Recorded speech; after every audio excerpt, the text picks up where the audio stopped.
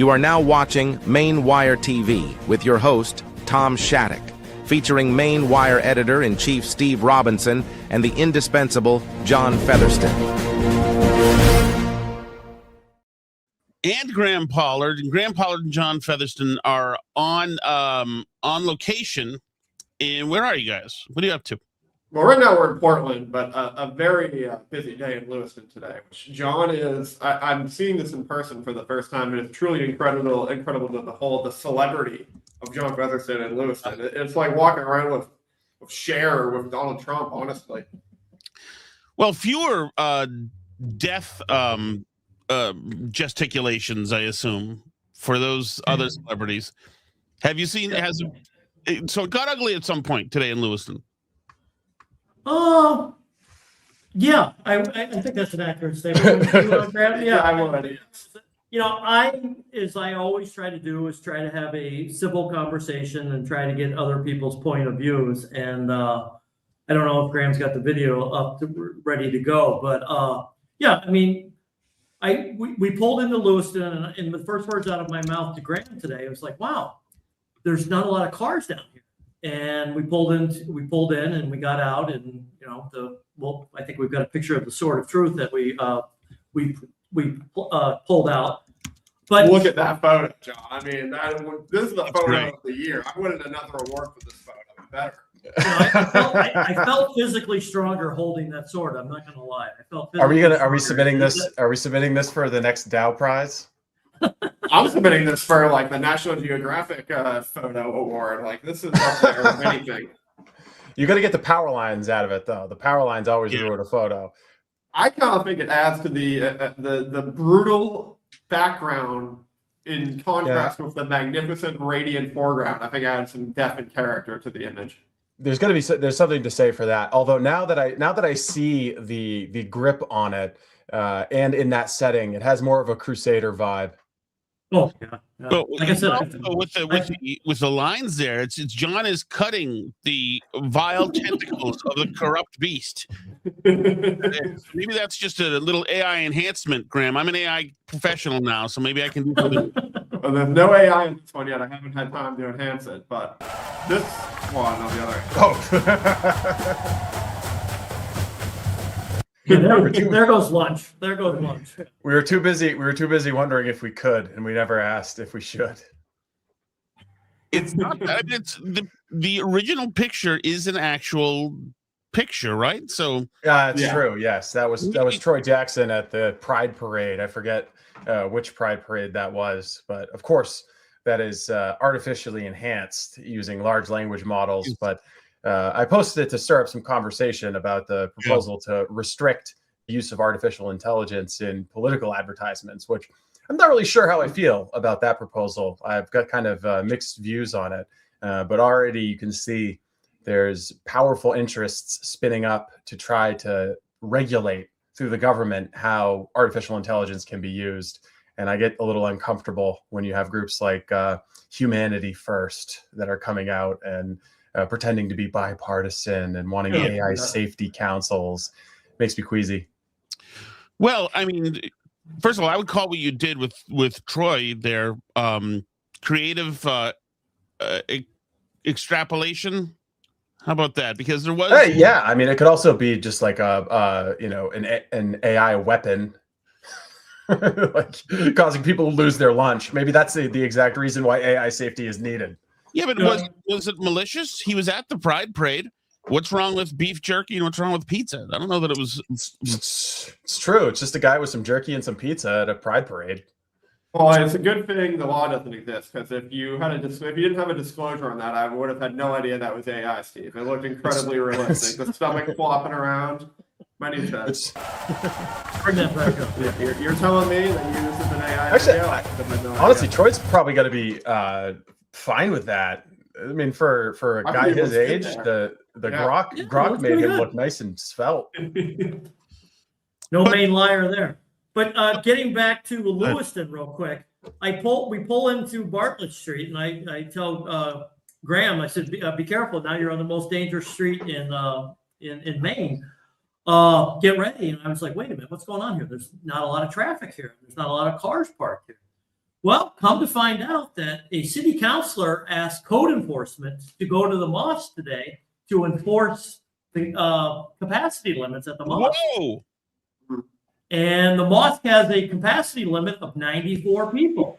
That's not very big. We've seen, or I guess we've been almost inside of the space. Not very big at all. It's like 2 rooms, and basically that's it. Yeah. So it begs the question, why do you need to add 100 parking spaces if your capacity is only 94 people? So assume like 3 people per car. So the attendance was way down at the mosque. I ended up talking to this very nice code enforcement agent. We had a very nice conversation off to the side. And yeah, the city councilor, Brett Martell, requested that code enforcement go down and make sure that, they didn't exceed their capacity. So that was interesting. It'll be interesting to see if that goes forward in the continuing weeks. But as I'm just standing out on the sidewalk, public sidewalk, Graham will confirm or deny, but I'm standing on a public sidewalk, and I was just like, hey guys, can I talk to you? I wanted to talk to them about code enforcement being there and having a story. Well, it just turned into, well, no, you're a white supremacist, you're an anti-immigrant type person. I'm like, can you give me one example of, to back that statement up? No, you're just a hater. You hate Somalis. No, I don't hate Somalis. I don't hate people. Give me one example. And time after time, Graham. No. Yeah, we have video of it. I've been trying to upload it to our Slack, but given we're in a hotel lobby with not great signal, it's not really working, unfortunately. But one of these guys, the most important part of the video I thought was this guy walking behind, flashing a big wad of money. Big wad of cash in front of us, and I don't know if that was the flex he really thought it was. Oh, that's great. Encourage more of that. I think that's fantastic. Yeah. So when the video uploads, you'll be stunned and amazed that this is their. I'm hoping to get it during the show. It's being difficult right now, but if we do get it, I'll try to pull it up. We'll talk about learning the wrong thing from American culture, that when you get here, that being like a gangster and like showing your wads of cash with your G-Wagon in hip-hop, that's awesome. But I'm not so sure you should jump right to that if you're under the scrutiny for your community's corruption. Yeah. Also, but if I said it once, I said it 10 times. I'm like, guys, I'm just here to have a conversation to get your side of the story. There's 3 sides to every story. And they're like, oh, you've taken their side. And I'm like, no, would I be standing here putting myself in danger, willing to have a conversation with you if I'm closed-minded? Like, I'm not. Like, I will sit down, and Steve's known me for a long time. I'm pretty open-minded. I'll sit down with anybody and find common ground. But today was just, proof that they don't want to find common ground. They just want to be, pull the race card and pull, you're anti-Somali. But at the same time, they want to rub to you in your face that the rules don't apply to them, So I was just going to say, I think it might be a little Islamophobic for the code enforcement officer to ask the mosque to abide by the same rules that everybody else has to abide by. Isn't it Eid El something right now, by the way? Isn't it? We're coming up on the end of Eid. Okay. Yeah. John, were you brandishing your weapon at the time of this discourse? No, actually, we just took a nice photo of me across the street, on private property. I had the opportunity because, Graham is in Maine now, and I had the opportunity. Who wouldn't want to hold the sword of truth? And but then, when the mosque was letting out, I literally walked over as an investigative reporter and said, hey, can somebody talk to me? Will somebody talk to me? And instead it just turned into, I don't know, I wouldn't call it chaos. No, it wasn't chaos, but it was certainly, it's like a Charles Dickens novel, watching John in that mosque, because on one side you got the tow yard, which they love John over there. And the other side you got the mosque where John pulls up and immediately, they recognize his car because he's been there so many times, and the head just immediately pivots, and then all the phones come out. I was recording John, there was 30 people recording me, and then I would just pivot over and start recording them, and then they would put their phone down. But it's it is pretty incredible to watch from just the human reality TV perspective of the reaction to John. And John cannot be, everyone who's watching has seen John in action. He cannot be more polite. John is not going in there trying to start trouble.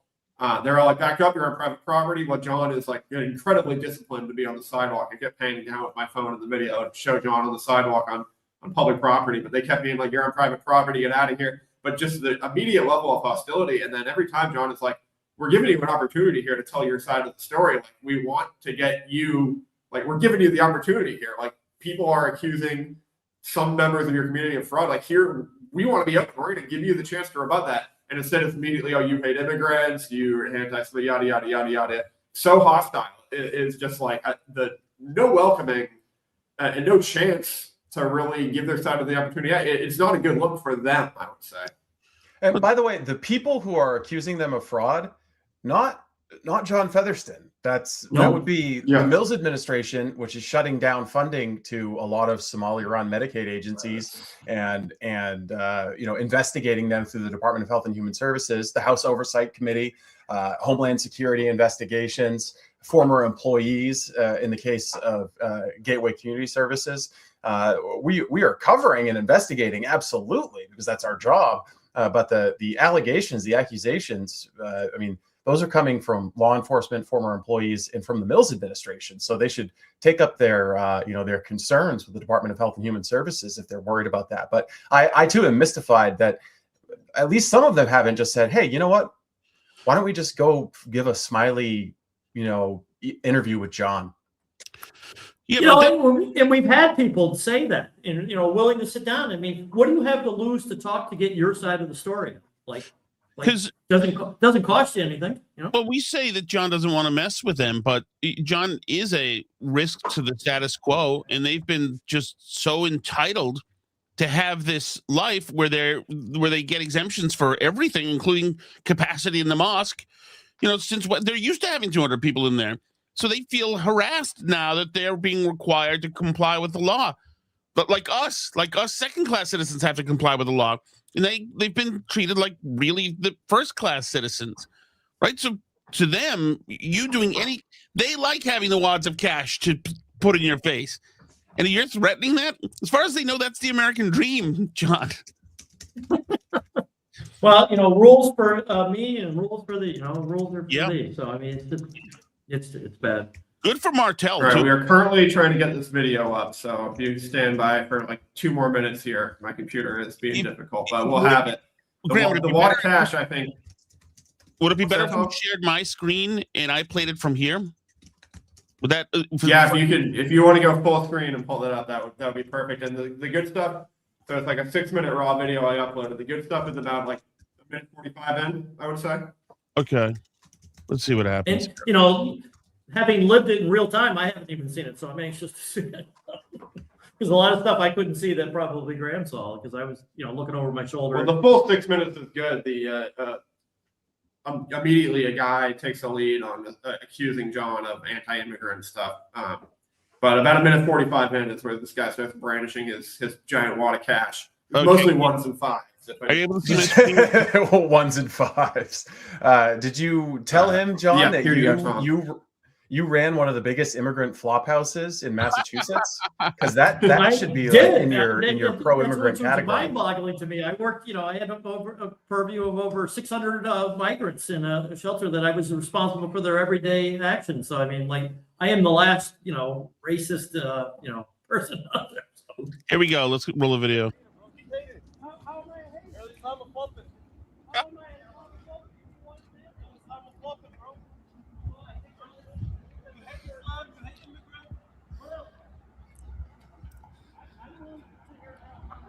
Can barely hear him. Might need to do some audio boosting. How do I hear from me?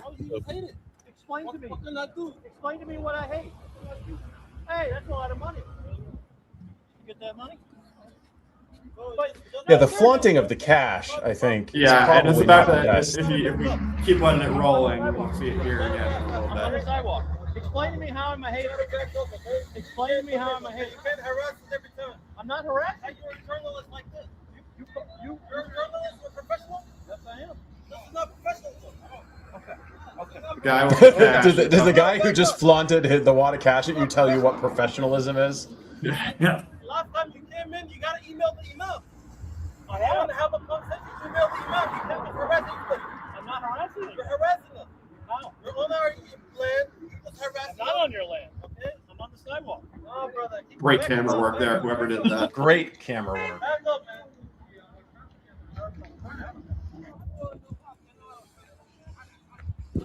It's a lot of cash, John. What? Yeah. What? That's a lot of cash. Look at all that cash. Hey, how are you? Brother, you gotta stop recording. So what is that? I'm just trying to get your guys' side of the story. What's going on?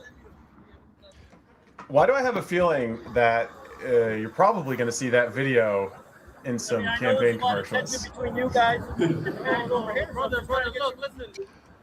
You don't know him. He's nobody's son. There's the middle finger, I believe. You got the middle finger. You got a lot of cash, a Dunkin' Donuts I bag. think it would What's going on? benefit you is if you just heard me out for 5 minutes. So, I mean, it basically just goes on like this for another 2 minutes. But I'm not with this side. I'm make the point from this side. I think you're wrong about that. You know the email. I think that it was, you know, a peaceful, respectful interaction on John's part, and you know they seem to have stopped recording you, John. I don't know what that's about. No, there's people off to the left and right that got the cameras okay. all out. So, like, I want to know, where are those videos? Do they have TikToks like chronicling on Somali language channels the great evil Whitey? you know, I've asked the same question because every time we go, I mean, there had to have been 30 people filming this. Like, so where does all that footage go? I mean, we put it up on Maine Wire TV for people to make their own decisions on what they see. But I mean, why do 30 people have to film, you know, the fat old white guy, you know, standing on the sidewalk, you know? Like, more importantly, why aren't they sending it to us so we can use it? right? There was some good action shots that you. Yeah, I was gonna say that'd be some great action shots. I want their perspective on the sword of truth being brandished. but what's the flex with the money? And you know, maybe I'm just naive, but what's the flex with the money? Like you've got a wad of 1s and 5s. I'm supposed to be a press man. Well, that's him. He's trying to flex on you. That's just what it is. Like, Yeah. it's just him being like, "Oh, I'm better than you because you don't have this cash. I got like $45 here." That's what I think he's saying. He's saying, "Bleep you! I've got all this money. You're just jealous, and I'm untouchable." It's an interesting flex, though, in front of a place of worship, though, isn't it? Like, well, maybe he was just actually, in hindsight, maybe he was showing off just how generous he was. That was what he was going to put in the collection plate. I think that was after the ceremony ended. I don't know exactly how that works, but it seemed like it that's was. I mean, that's a interesting. If it was after the ceremony, it's kind of interesting that they'd roll out of or into the mosque and then leave with a big wad of cash. yeah. Usually, a large amount of small bills is an indicator of transactions, business. That's kind of what I was thinking. Dave. That's kind of what I was thinking. No? Yeah, did we lose Tom? Or maybe he's a stripper. I mean, that could be. That could be. Who knows? Who knows? Well, it sounds like you had a exciting and event-filled day in Lewiston. What else? What else do you guys have on tap while Graham is up here? Other than, of course, the debate, which we can talk about.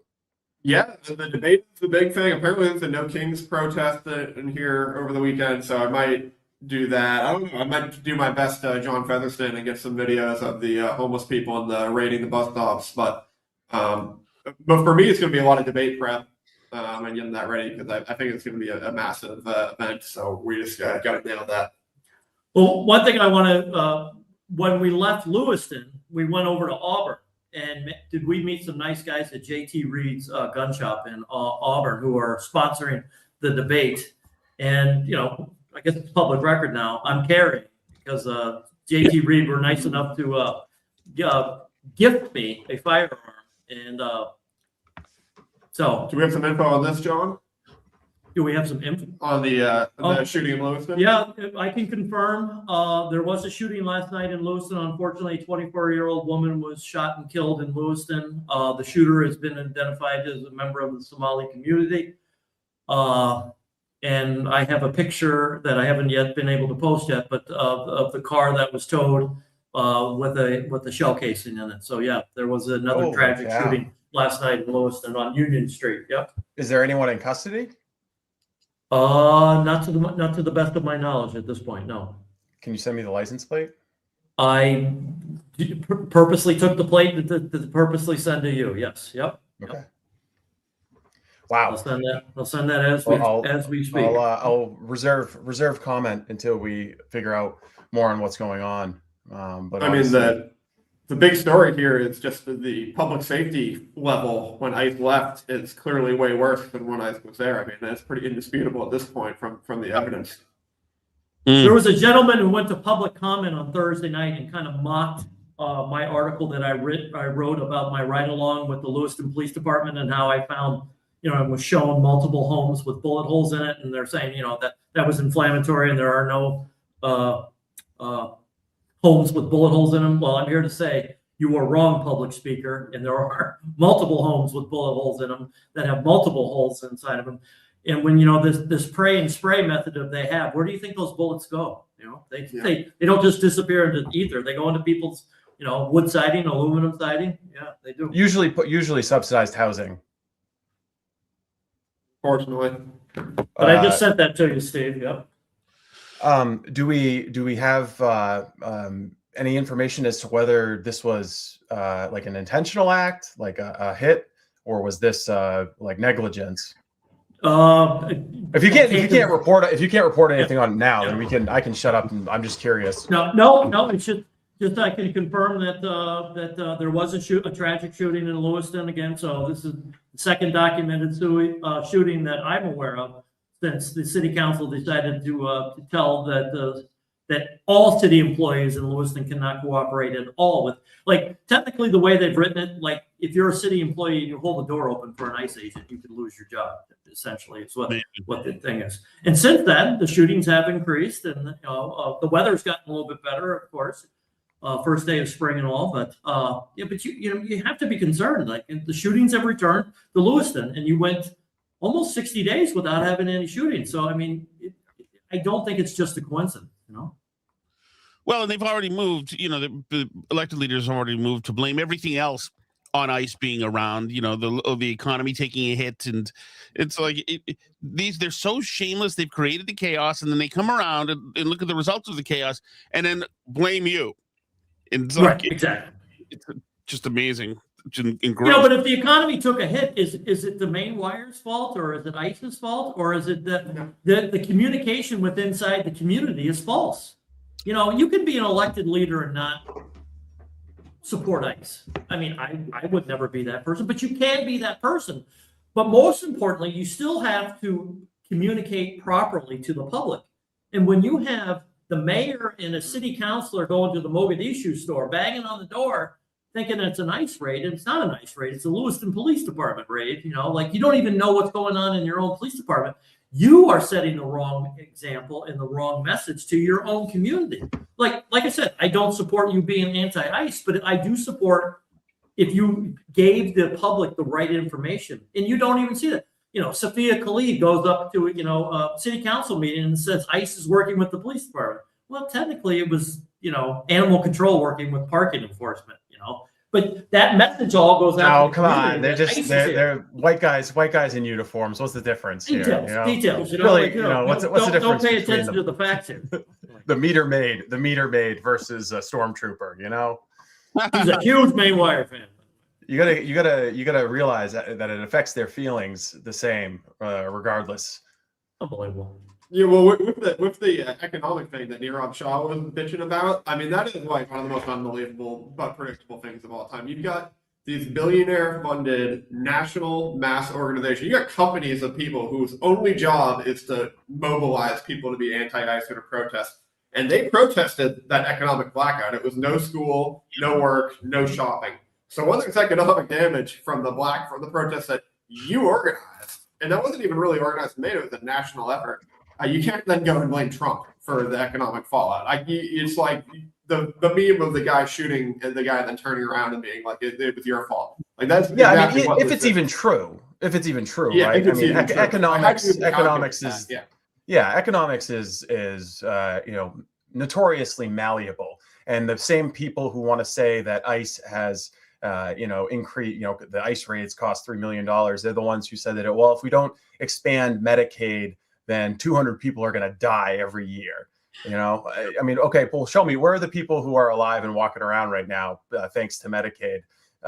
And how do we know that some of the individuals who were deported weren't in fact on Medicaid, weren't consuming hundreds of thousands of dollars in healthcare? Have we considered the cost of deportations and self-deportations, the cost reductions, cost savings that are going to come about because of ICE policies? So yeah, there's a million different ways you could do that Yeah. economic study to fudge the numbers and get whatever results you wanted. Yeah, it's all scare tactics on their side, and because if you look at how their politics plays out historically, socialism doesn't work. So they can't have ideas, right? Isn't that the thing? By the way, It's like the Hochul video that's going viral, the governor of New York, where it's a mashup of her in one breath saying, "Get the hell out of New York. We don't want you filthy Republicans." And then a few years later, she's like, "We actually need some Republicans to come back to pay taxes.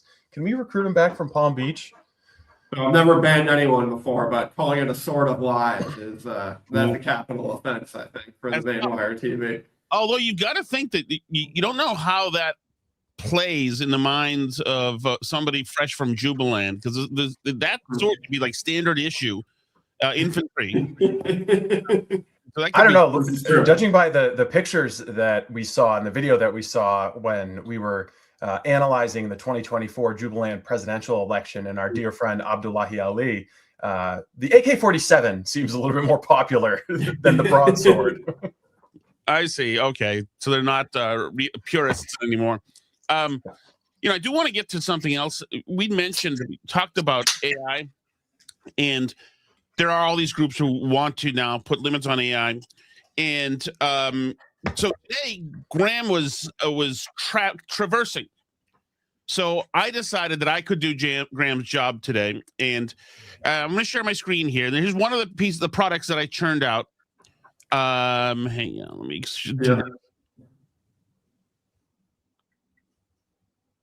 Let me know when we can. Yep, coming up right now. Wow! You're telling me that's not a real shark? What a fantastic photograph! This is National Geographic quality. Yeah. You made that, Tom? Yes, I guess I prompted it. Yes. So the idea was this: Ted had written a story about a shark that swam from Maine down to Florida, and the headline includes essentially sharks swim from Maine just in time for spring break in Florida. And so the first thing I did is I just found a stock image that we had used of a great white shark. And then I stopped myself after I uploaded that, and I thought, wait a second, spring break in Florida could mean women in bikinis. What am I, crazy? Do I not know clickbait 101? So I go and I spring breakers on the beach and tell, I was using ChatGPT, I need a shark in the background. That way we've got all the elements. I've got my clickbait stuff and I've got the shark in the background. And the shark it gave me. Now, the shark is on the water. I don't need it on the water. I needed it in the water. But so anytime I asked for just the fin, it said this breaks the standards and of like indecency. And then I was thinking, you already gave me the bikini person. That's the hard part. And then that was the big ask because it's a bikini. Yeah. And anyway, so it turned into a total disaster. I abandoned my plans. I only burned 7 hours on that, Steve. Okay. That's reasonable. We call that research and development, right? You're just trying to hone your craft. You're actually going to get some continuing education credits, right? For your work with AI today. We're exploring new frontiers of technology. Like, had the picture worked out where it was the fin and something like this, then I think that would be a reasonable use of AI in media, because it's not a real picture, but it doesn't need to be. It's not crucial that it need to be true to life. And I think that people would probably default, considering there'd be no photo credit in it, really, that this is a contrived picture. And there's no harm in doing it. I made another picture today that actually did work out, that showed the tours they're offering in Burlington, Vermont now to go tour ice. So a bunch of middle-aged women are going to jump on a bus and they take an ice tour. They're literally paying for this, like you would, leaf peepers would. And so I managed to put a newspaper version, like an old cartoon that would be in a newspaper, of that happening, and that worked out at the end of the day. That's also satire, so that's fine. It's not portending to be, the Brush Hill tour bus there. At the same time, like, why do we act like this is a new thing, using technology in a way that distorts reality? That, and it's a long time ago now, but that like 2012 ad with Paul Ryan pushing the old person over the cliff, that was pre-AI. Like, these people they're not afraid. Janet Mills just used an actor to act like Graham Plattner. So, Yes. like, who makes the rule? Who's going to make the rules here on what's acceptable and what isn't? I think the social media platforms will.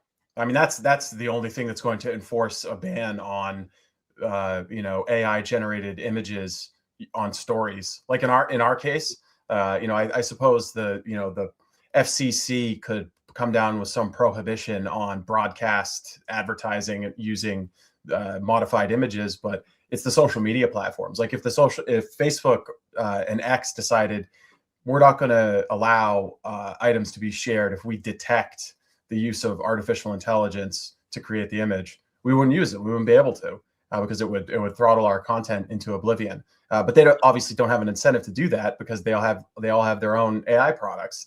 So I think you're swimming upstream if you're trying to regulate what AI is going to do in terms of creativity. And also, I'll say there are much more malicious things that large language models can do right now than creating an image of some tiggle bitties at the beach with a shark. Well, I don't know. I'm actually surprised. This is tasteful. If you told me that Tom Shattuck was using AI to create an image of women in bikinis, this is not what I would. I assure you, I tried. I was that was 6.5 of the 7 hours. Repeatedly. Yeah. So, but like, what if you the guy who shot Donald Trump on the rooftop there with no Secret Service around? There's images of him dead, shot all bloody. What if you used AI to mock up him before he was dead, taking the shots and then getting shot and then ending up in that position that ends up with the last photo? Yeah. AI safety is weird because it's a bit of an arms race between the platforms. Like Adobe Firefly, which is Adobe's AI, went way overboard with the safety to the point where it's borderline unusable. Like you type in things that were not even remotely inappropriate, it wouldn't generate the image. So then that just pushes you over to ChatGPT or Grok. So there's so many different of these AI companies, and there's some like really out there third-party AI companies that no one's ever heard of. So it becomes a difficult balance where you lose people to competition if you over-regulate it. But I agree with Steve that it's going to come down to the individual platforms. It's very difficult to ban something from the internet, though. Like that's the big. Like it's hard to ban something from the internet. Now Twitter is doing this thing where they're labeling posts made with AI. It's made with AI, but they've slapped a couple labels on us for things that I made that didn't use any AI. So they're clearly that's clearly a work in progress.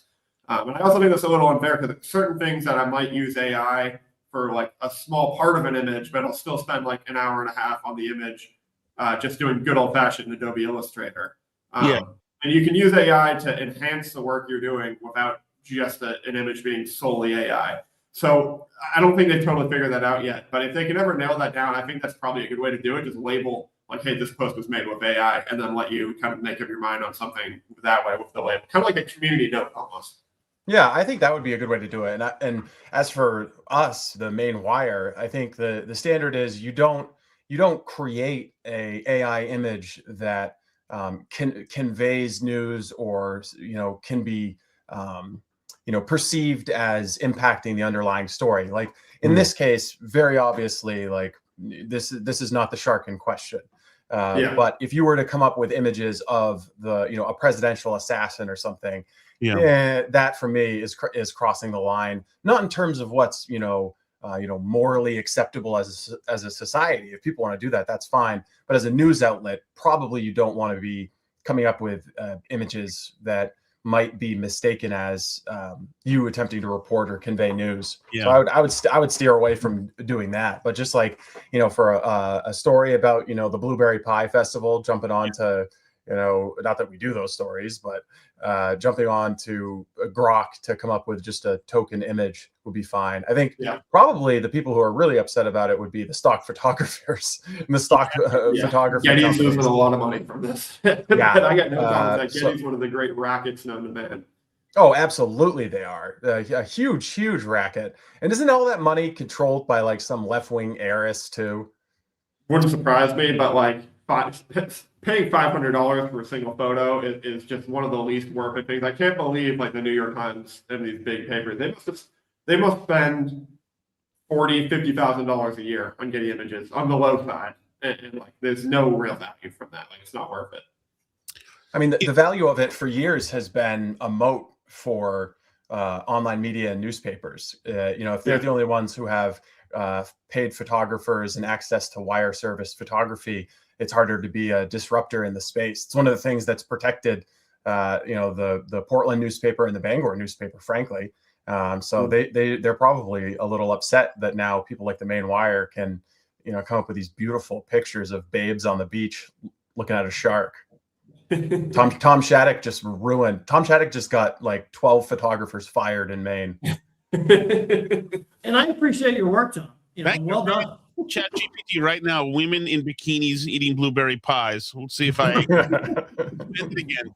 But it's funny. Two of the women are actually looking at the other women instead of the shark. They see a shark on top of water so often that this is so underwhelming. They're the other girl's Long Island iced tea. But along those lines, will people get just sick of seeing like junky AI stuff? I know that somebody's just made a movie that's all AI, and I'm already with the CGI over the top stuff and people getting thrown into buildings and the whole thing shaking. To me, it's already like, give me a freaking break here.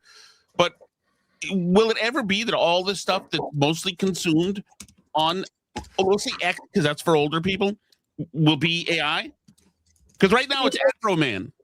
Budweiser took a lot of pushback over the holidays. Budweiser always comes out with, the holiday ads. But, they did an all AI generated ad this holiday and people blasted them for it, said it was horrible. And, they wanted the polar bears back, and they didn't like the AI stuff. So I think it gets fine tuned and stuff. But I think people are just going to wake up in a generation where all they know is AI.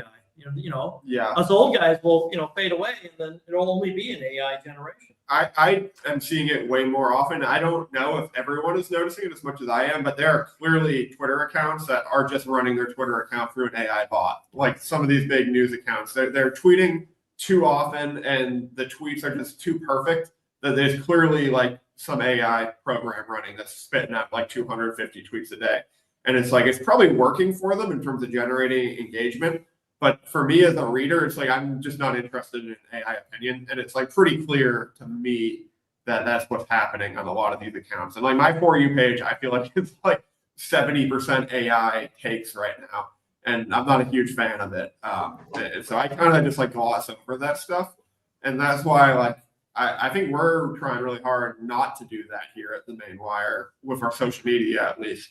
And I think there's actually like an element where you build trust with the audience if your grammar spelling might not be AI perfect, because it adds like a level of authenticity that some of these other people don't have. Totally agree. I don't think that AI speaks in a voice like a human can. A human can be sometimes perfect and sometimes flawed and sometimes folksy, and then turn around and like the imperfection of like how people write is the flavor of how they write. Like people like that. Like Howie Carr writes like he speaks, and people want that. They don't want it any more, Shakespearean than that. And there's like, I'm sure you could write this article like Howie Carr wrote it, but it would be effing weird. And you're gonna notice like these weird hallucinations happening all over the place. Do we want to do some rank politics with Janet Mills' latest shot at Graham Plattner, or do you want to?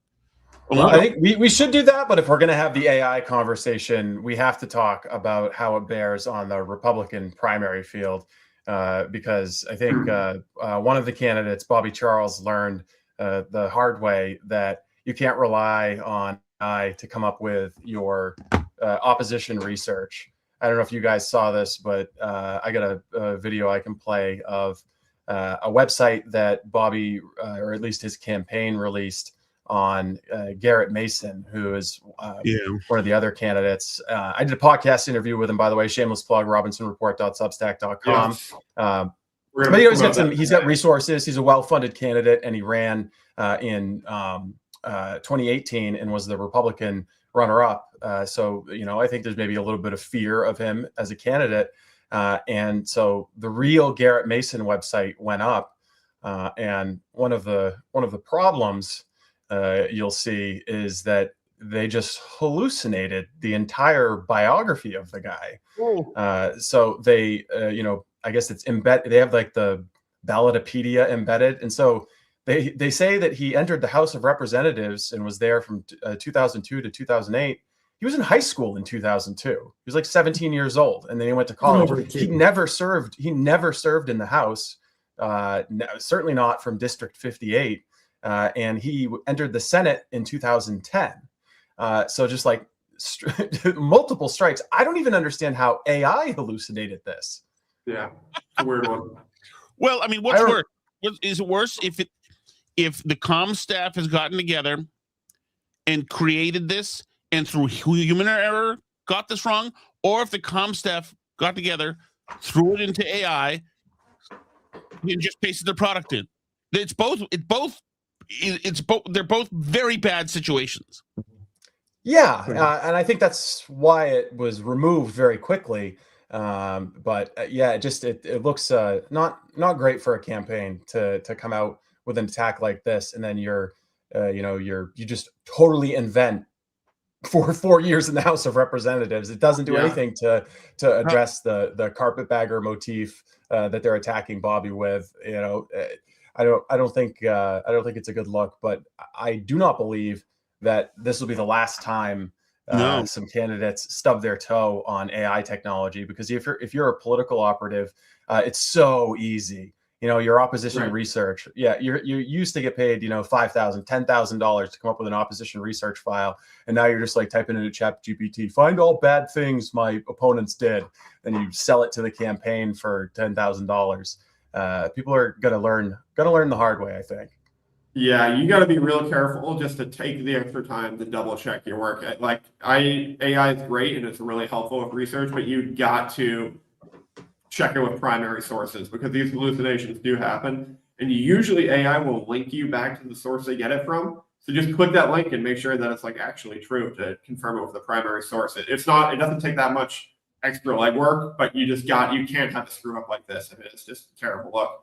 And there are certain screw-ups that certain kind of politicians cannot make. It'll be a fatal flaw. So, for instance, if you're a carpetbagger and you do something that shows that you don't really know the state or the town or district, that's a fatal thing. I mean, there was somebody in Massachusetts, John, you remember about 10 years ago, who listed all the towns in Massachusetts that they had been to or something, and they included like the 5 towns that the Quabbin Reservoir now was over. That's funny. Yeah, things like that. Oops. Was that wrong? Well, it's like total illegitimacy instantly like that. I did see a Bobby Charles spot that I thought was very good, though. He's got this spot where he's sitting. I didn't like the stuff with the axe. You said to see there were flaws in that. Well, the axe is backward. Okay. In one of the animations. Overall, like I don't think that Bobby is sitting at his computer mashing out these AI videos. I think it's just the campaign's doing him a disservice. Yeah. He's got a good one, a recent one, and we don't have to play it. I can just describe it, where it's simply him monologuing to the camera in a diner, and his plate, his tray is pretty much just about empty. There might be like a couple of crinkled fries in there, and there's a big smudge where ketchup had been. So he like whacked this meal out pretty much, and the plate was like inartfully natural. Looked like a plate would look in a diner. Yeah. I thought, good. There's no pretense about that. Now, some people get it. Some people know how to just hit their stride, and I like to see it when they do, because some people are so freaking plastic and fake that it's just awful to watch. Well, Bobby has one of the benefits of, he's got like that Hegseth thing going for him, or even the Trump thing, where he's comfortable being on camera because he's done a lot of media. He knows what it's like to talk into a camera for a little news segment. So that has a way of honing the skills of anyone who's running for elected office or serving as a public official, just that added degree of comfort. I do like the clean plate, though. Because Jared Golden, the outgoing Democrat in the 2nd Congressional District, he did it. The famous ad that he did, showing off his tattoos to convey that he's a normal guy. He's middle class. He's a military guy. He's not your traditional effeminate dork Democrat. he is cracking open this lobster, and he pulls the lobster apart and dips it in some butter, but never eats it. Never once does he eat it. And I don't know if that's like the golden rule of being on camera as a politician, that you don't eat on camera. But I watched it and was immediately like, oh, wait, what'd you do with the lobster? Where'd the lobster go? Was that just a TV prop lobster? Did Jared eat that? Or did he like put his fingers all over it and then someone else ate it? Like who ate the lobster? That was my question. Never satisfactorily answered, by the way. No, and that's an exciting moment is when the lobster is diving into drawn butter. You have to validate that with some kind of resolution. Yeah, but eating can be a double-edged sword. Like De Blasio when he ate the burger during COVID, or Kasich in the 2016 campaign, stuffing his face with hoagies. And I forget exactly where he was, but he was just a disgusting pig. Human being, one of the biggest dickheads ever in politics. Yeah. Total AstroTurf. I never understood the John Kasich thing. I never understood why he was in the race, why people thought he was legitimate. Never understood anything about the John Kasich thing, because he always just seemed like a vile puke to me. Yeah, we had him in studio one time during the 2016 campaign.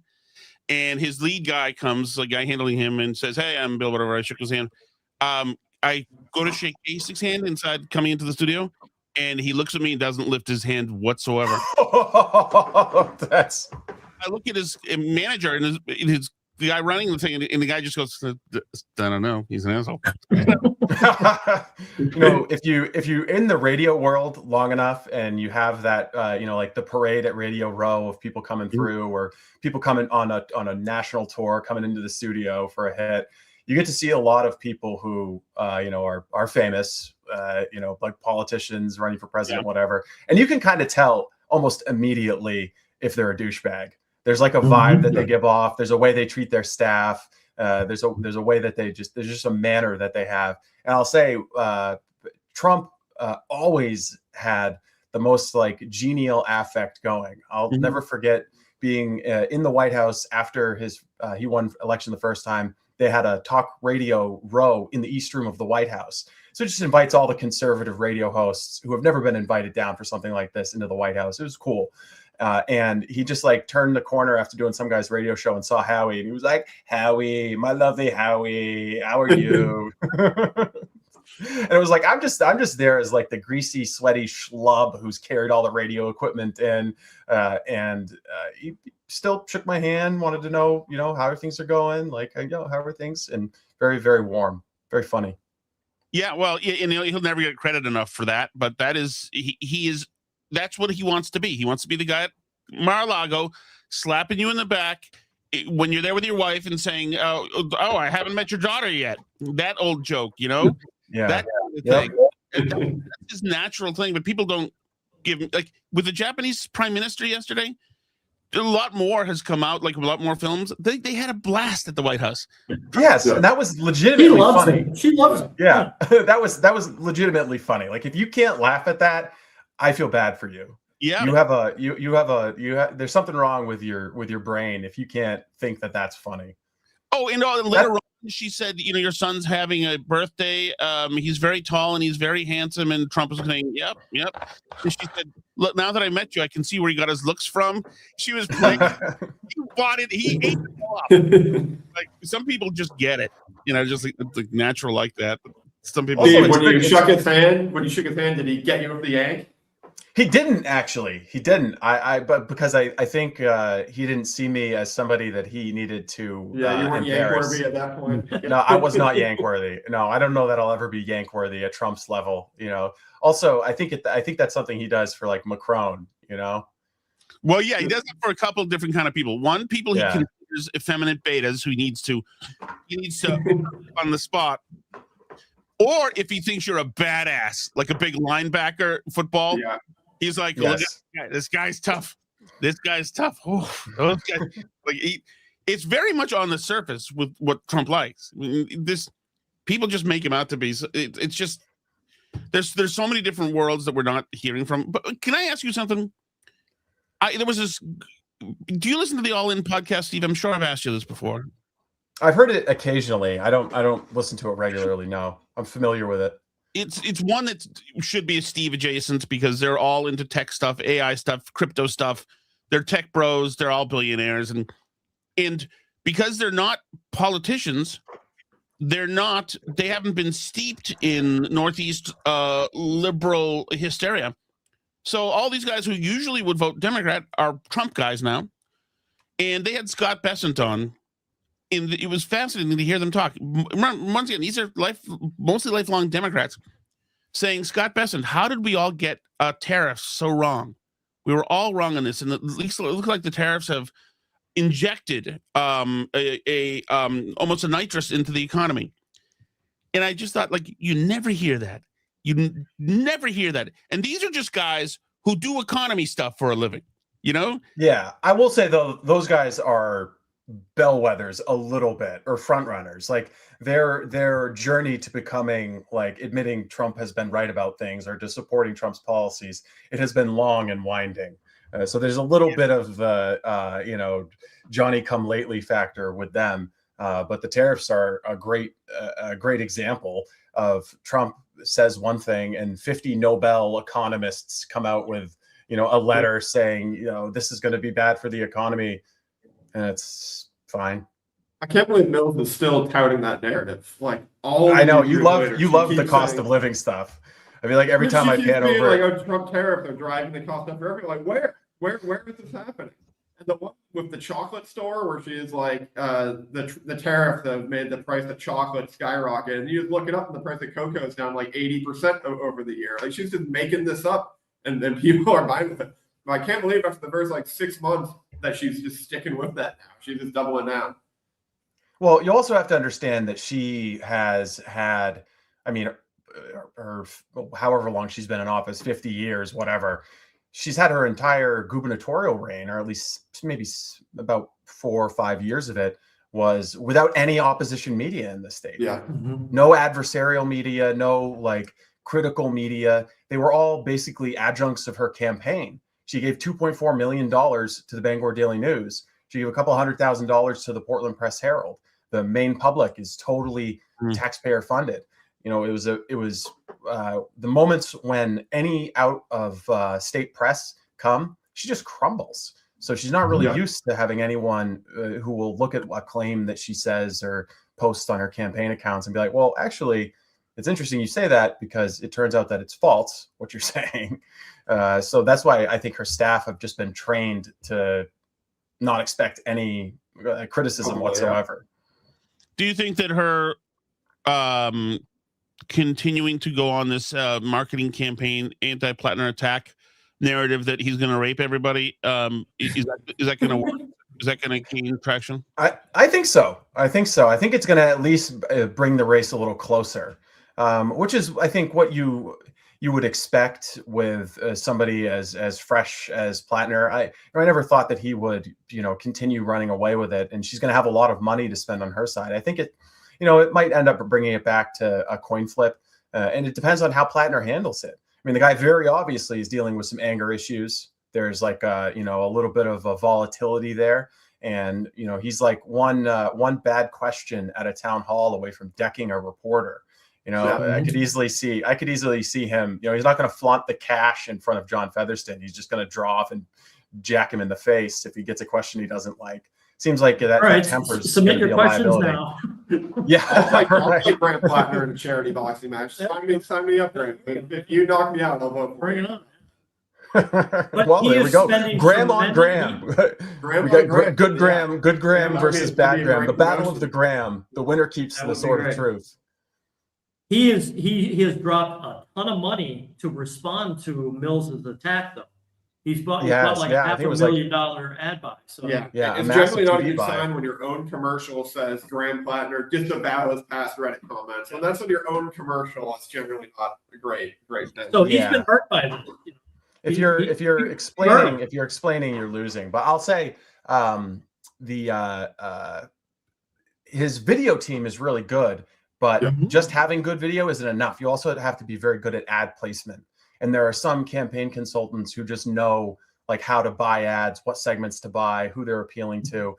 So that's part of it too. And I don't really know how good of an ad buyer he has. I'm guessing that the Mills campaign's probably got a really nice establishment, Chuck Schumer special coming in to buy advertising. It actually wouldn't be a bad idea to update the FCC public file research we have and see what the ad spending looks like. Well, apparently he was running, and whether he knew it or not, he was running ads on the Maine Wire's Facebook page, apparently, which we learned. Really? And then I turned ads off immediately because I didn't want that happening. But we're getting. It's not like he was paying us to do it. He's paying Facebook, and then the ads were running. But yeah, I didn't think that was funny. I mean, that's fine if he wants to run some advertisements in the space. Let him have it. I don't care. I think Jared Golden used some of our headlines in his advertising material once. But it's a strange play. It's a strange play for Graham, and I think there's a misperception by some of the national people who support him that he's going to have Republicans or conservatives cross the aisle to vote for him. Not in the primary. They don't understand how state law works around primaries. The gubernatorial election, I think, is where all the action and attention is going to be for primary voters. And they would have to disenroll from the Republican Party and then go take a Democrat Party ballot instead of a Republican Party ballot. I don't see that happening in any large numbers. Steve, I think you ought to invite Mr. Plattner to come to our debate on Tuesday night. It's not too far for him. So, I think you ought to extend an open invitation. I believe we're at capacity, but the other thing is he's agreed to have a podcast with me to you multiple times. What, 2-3 times? Yeah, three times. Yep. And that's never come together. So I have no reason. I don't want to hold the seat for him and then have him not show up, not be a man of his word. I do have a +1. I am bringing in Graham, if you don't mind sharing my screen here.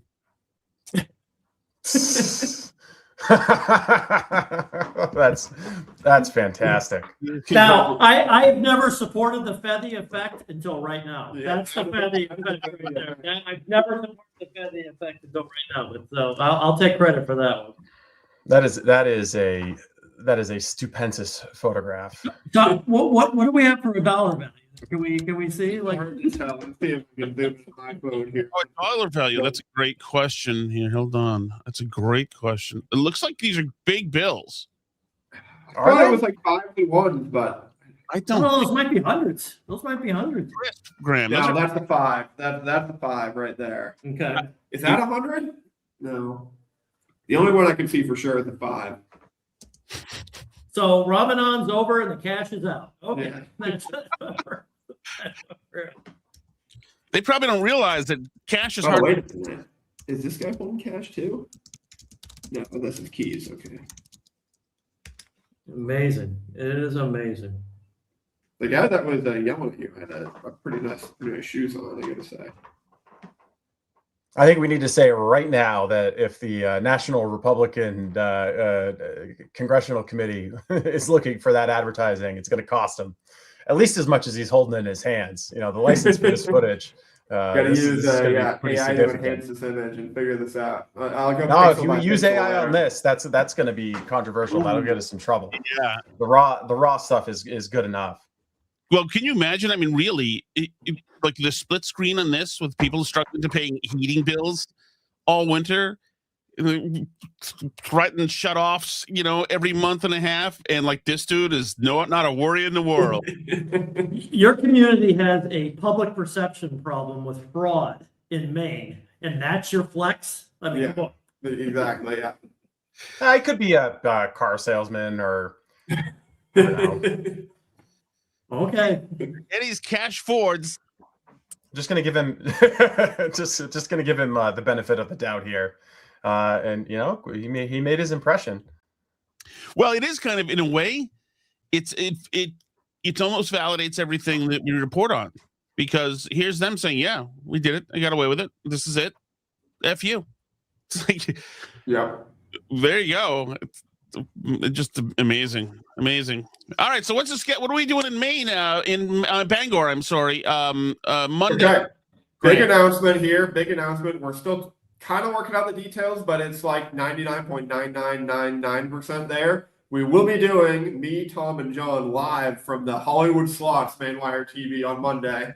So same 4 to 5 p.m. time, but we'll be live at the Hollywood Slots, and I'm like almost 100% sure that we'll be able to get like 20 to 30 Maine Wire TV viewers in there. So we just got to figure out exactly, hammer down like the final small details, and then I'll be able to tweet something out. But we'll definitely be doing a live show. We just got to figure out exactly where it is in the Hollywood Slots and exactly how many people can be there. But if you're in Bangor or you're up there for the debate, come on down to the Hollywood Slots. It's going to be a fun time. A first ever real live Maine Wire TV episode. Any word on the sword possible presence?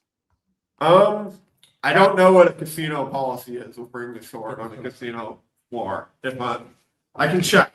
I mean, it is a ceremonial non-weapon. Better to apologize. Better to apologize as long as you're holding it. That's true. Well, here it is. It's In the beautiful. flesh, in a hotel lobby in Portland. The sword of truth. Did you hear that noise when I took it down to the sheaf, John? That was it's almost like evil is vanishing in front of our eyes. Don't you feel more comfortable? You do. You really do. It's empowering. Instead of like going to therapy, more people should get a sword. So the park's right behind the hotel there. I think that we can maybe buy a watermelon, take the sword. Who's that guy? I would love. There's definitely going to be some Tom Shattuck sword content coming out from Bangor. I can guarantee you that. Whatever it is. Oh, breaking news here. Maine police have said that there was an arrest in the Lewiston shooting. Ooh. Getting this from a tip from somebody. Lewiston police say a woman has been arrested and charged in a murder in connection with the shooting death Friday morning. The shooting took place at 1:26 a.m. on Union Street. When officers arrived, they found Malaya Powell of Lewiston suffering from a gunshot wound. She was taken to Maine Medical, where she died of her injuries. Police say 25-year-old Lise Bergeron of Lewiston was arrested and charged with murder on Friday. Ouch. So, shootings have returned to Lewiston, and it's woman-on-woman crime. Yeah. Flash Hollywood slot. Oh, sorry. I don't want to move right onto. No, I'll give it a moment here. well, 1:40 a.m. on that Thursday night, or Friday morning technically. So yeah, it's generally not great. Yeah, I'm gonna say there's a 98 to 99% chance that it revolved around drugs. I mean, that's just the reality. Is that almost all gun violence in Maine revolves around drugs in one way or another. Yeah.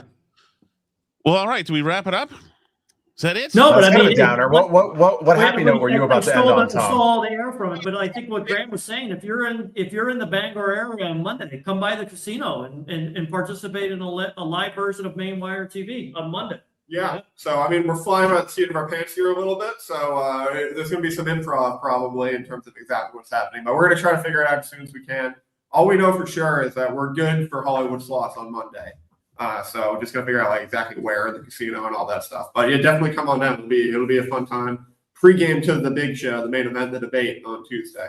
Jack Gately will be joining us as well. Tom will That's be giving out autographs to people. That's right. We'll be doing sword play, and it'll be good to have Jack up there.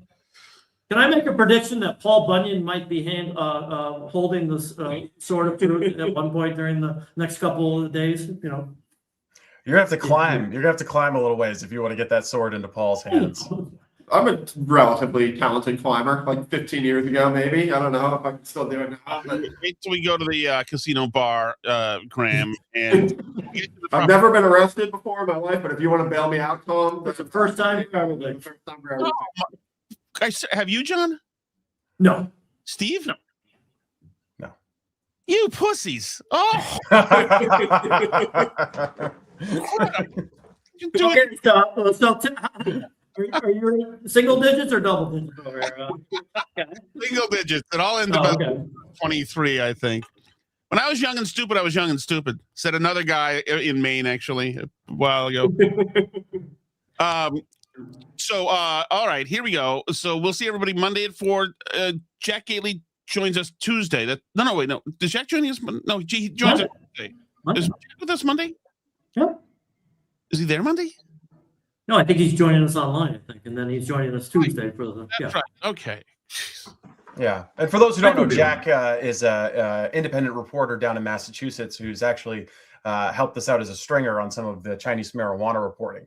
He was the first to flag the indictment of 7 Chinese nationals who had been reading the Maine Wire. Mysteriously, they're reading our first story ever on triad weed. Not suspicious or anything. But he's a great reporter, independent media, doing something that he carries out a function that you would have expected the Boston Herald to carry out. Yeah, maybe 5 or 6 years ago, but yeah, great guy. Not so known much. for a long time. He's a good guy. Yeah, great guy. I cannot wait. We're going to have a great time. We'll meet a whole bunch of readers and Fetty stands, and it's going to be a great time. All right, Graham Pollard. John Featherston. He is Steve Robinson. Read the Robinson Report. Steve is the editor-in-chief of the Robinson Report. My name is Tom Shattuck. We will see you Monday at 4 p.m. right here on Maine Wire TV.